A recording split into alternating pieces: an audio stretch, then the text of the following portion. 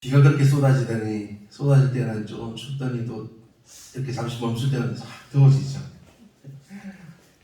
지난주 수요일 말씀을 통해서 우리에게 약속을 이루시는 신실하신 하나님이심을 우리가 배웠습니다. 하나님 우리에게 약속을 먼저 이루어 주십니다. 우리 앞서 행하여 이루어 주시고 약속을 지켜주시는 하나님이시라는 말씀입니다. 우리에게 어떤 약속을 주셨습니까? 하나님이 예비한 곳에 이르게 하신다는 것입니다. 하나님이 약속한 곳에 이르게 하리니 그 어떤 것이 우리의 눈을 가리고 우리의 길을 막아도 하나님은 약속하여 주신 백성들을 약속의 그 자리에, 은혜의 자리로 결국 이르게 하신다는 정말 놀라운 은혜의 말씀입니다.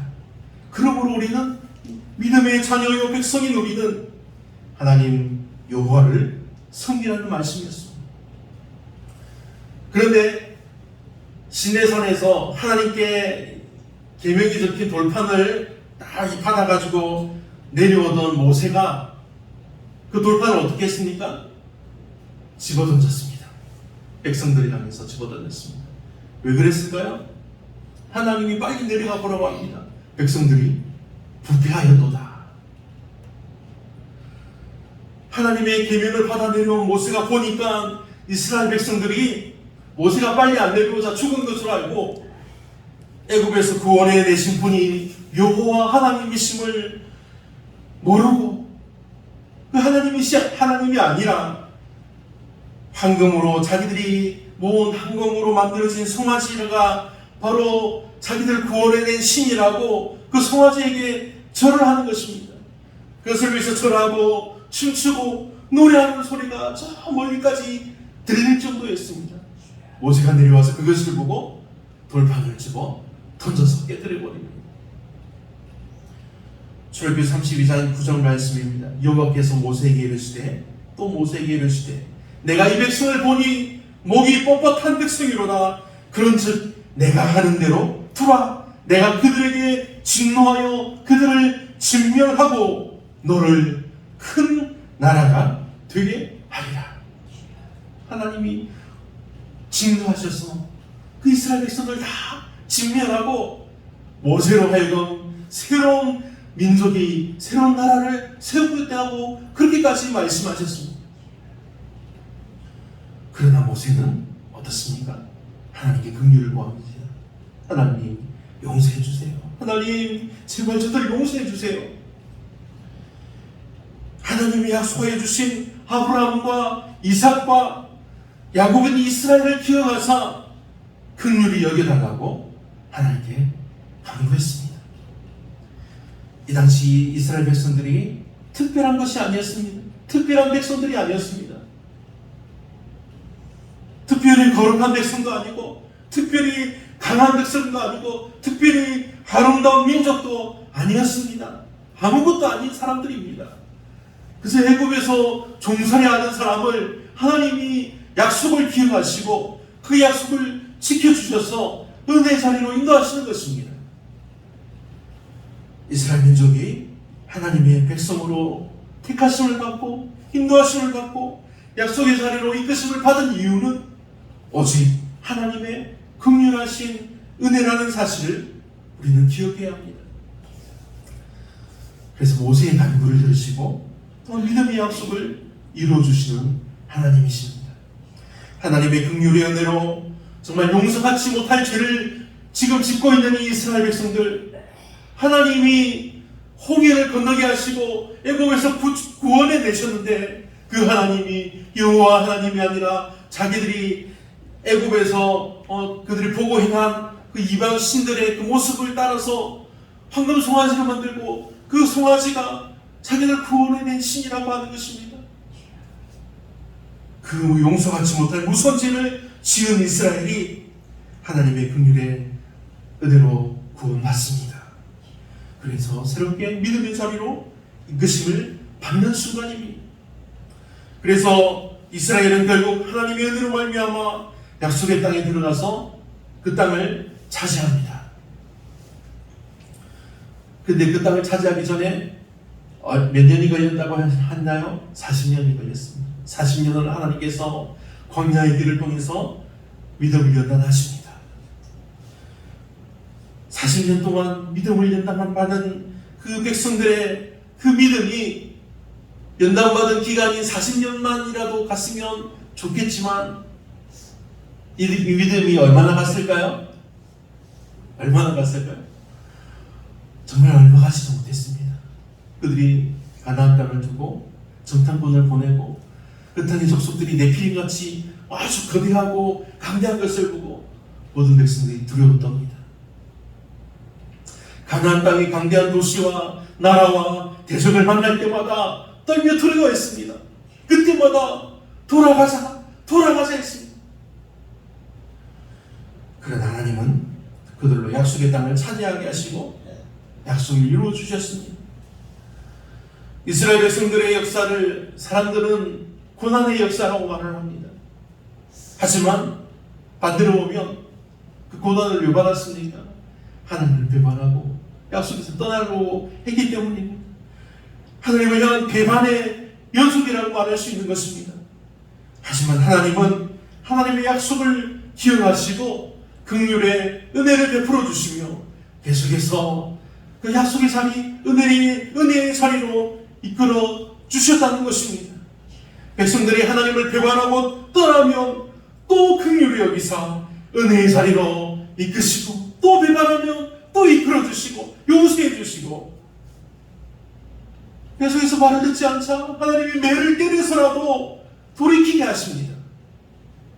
근데 이것이 계속해서 반복되자 하나님이 아무리 매를 들어도 백성들이 그것을 모르게 됩니다. 또 용서해 주시겠지. 죄가 백성들의 눈을 가리고 죄악이 가득한 세상이 하나님의 백성을 병들게 합니다. 말씀에서 떠나게 하고 하나님 말씀을 이제는 듣지도 읽지도 못하게 하는 것입니다. 결국 이스라엘이 멸망을 당합니다. 나라가 망하고 백성들이 뿔뿔이 흩어져서 노예로 잡혀갑니다. 그들이 그런 처지가 된 것은 나라가 약하고 전쟁의 저서가 아닙니다. 그들이 그런 처지가 된 것은 하나님이 그렇게 하셨기 때문입니다. 그래서 오늘 말씀에서 말씀하고 있습니다. 그렇게 환난을 당하고 고난 중에 정말 아무것도 기대할 것이 없고 기댈 곳도 없고 소망이 없을 때 그때야 백성들은 비로소 하나님을 보게 됩니다. 자신들을 구원해내셨던 그 하나님을 그때야 보게 된 것입니다. 그래서 그들은 몇 년을 기도합니다. 70년을 사로잡혀간 그 이방 나라에서 하나님의 은혜를 구합니다. 그들이 종살이 하면서 무엇을 하나님께 기도하며 구했을까요? 무엇을 기도했을까요? 한 가지밖에 없지 않습니까? 하나님 잘못했습니다. 용서해 주세요. 그것뿐입니다. 그 기도를 들으시고 약속을 지키시는 하나님이 긍휼의 은혜를 베풀어 주십니다. 그들 다시 하나님의 백성으로 삼으시려고 다시금 다시 종으로 끌려갔던 그 자리에서 구원해내셔서 하나님의 백성이 이스라엘 약속의 땅으로 인도하시는 것입니다. 오늘 본문 말씀이 바로 이 놀라운 하나님의 긍휼의 은혜를 말씀해주고 있는 것입니다. 하나님이 이스라엘을 다시 회복하시고 또 새롭게 또 다시 종살이하던 그들을 약속의 땅으로 다시 인도하실 때 이스라엘 백성들이 가장 먼저 무엇을 합니까? 느헤미야 9장 1절 2절을 봅니다. 그달 20날에 이스라엘 자손이 다 모여 금식하며 굵은 베옷을 입고 티끌을 물었으며 모든 이방 사람들과 절규하고 서서 자기의 죄와 조상의 허물을 자복하고 백성들이 자신의 죄를 하나님 앞에 엎드려 자복하며 빕니다. 하나님 잘못했습니다. 용서해 주세요. 하나님 잘못했습니다. 용서해 주세요. 그리고 자신들의 조상들이 어떠했는지를 자세하게 자세하게 고백합니다. 작업합니다. 왜 이렇게 자세하게 죄들을 나열하고 작업했을까요? 숨김이 없게 하기 위함입니다. 다시는 그러한 죄를 짓지 않겠다는 거룩한 다짐이요 약속입니다. 그리고 이러한 놀라운 긍휼의 은혜를 베푸셔서 자신들을 다시 하나님의 거룩한 백성으로 하나님의 자녀로 삼으시는 것을 하나님께 감사하는 믿음의 고백인 것입니다. 도대체 하나님은 왜 이렇게 놀라운 은혜를 왜 계속해서 베풀어 주시는 걸까요? 그 하나님을 여러 번 배반하고 계속해서 배반하고 하나님을 떠났던 백성들을 정말로 억지로 약속의 자리로 이끌어 주시는 이유가 무엇일까요?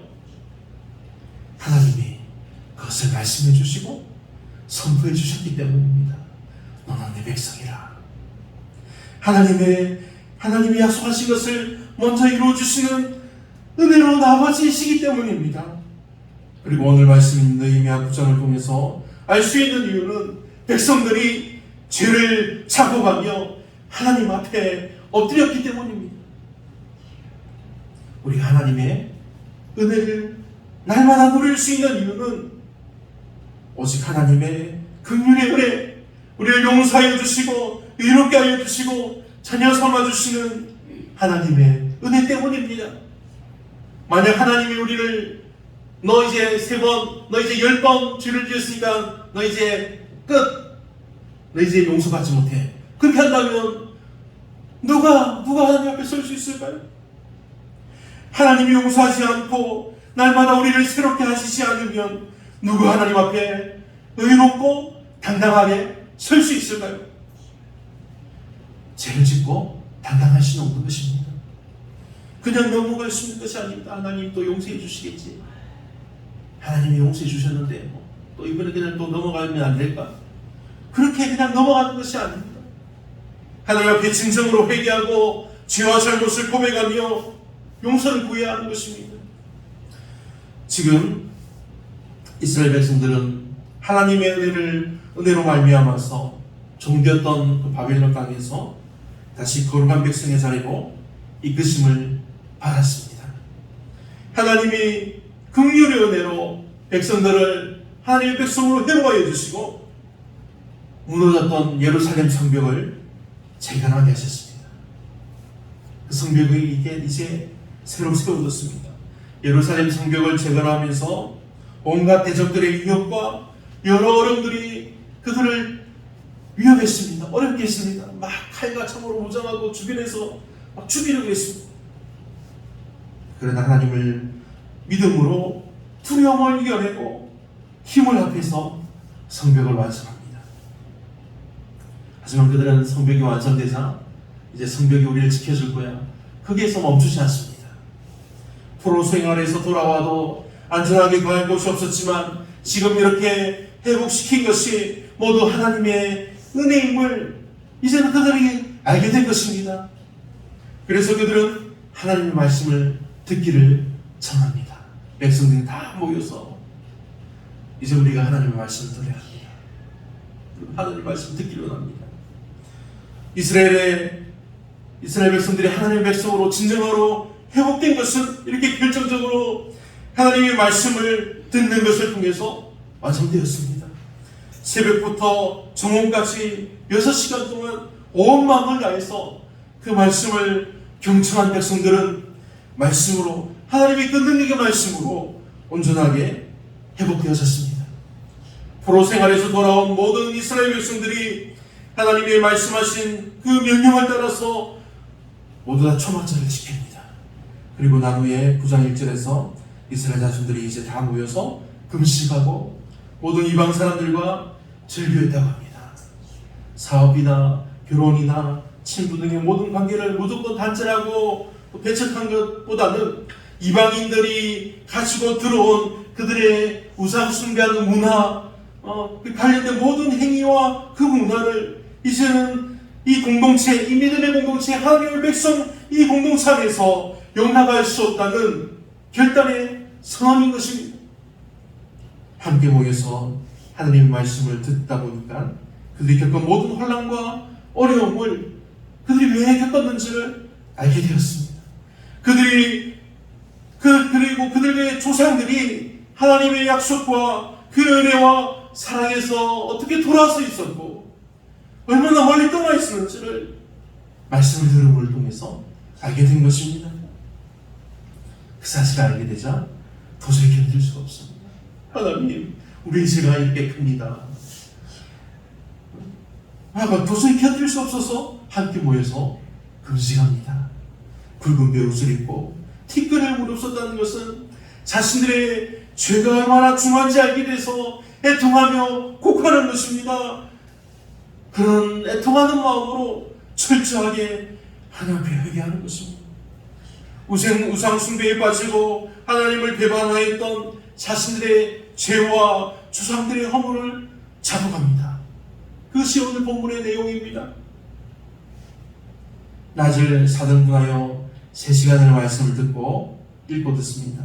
그리고 3시간 말씀을 듣고 또 3시간 동안 자신들의 죄를 자복하고 기도합니다. 그래도 자신들을 지켜주시고 은혜를 베풀어 주신 하나님을 경배하는 것입니다.